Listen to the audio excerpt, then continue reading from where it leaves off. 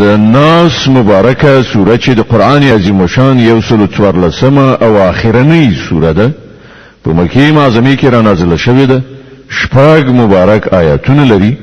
تلاوت او پښتو ترجمه یې له لومړي آیت څخه اوري.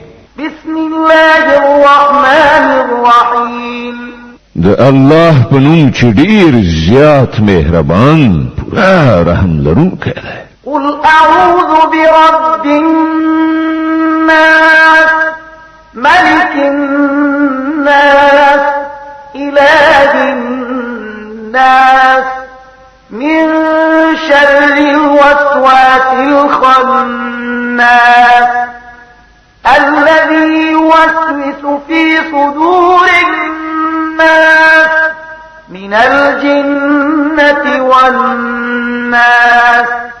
وزپناه ورولم د خلکو پروردگار، د خلکو پاچا، د خلکو حقیقی معبود ته د هغه وسوسه اچونکي له شر څخه چې په وارو وارو زی راځي، هغه چې د خلکو په زړونو کې وسوسه اچوي، که هغه له پیریانو څخه وي که له انسانانو څخه.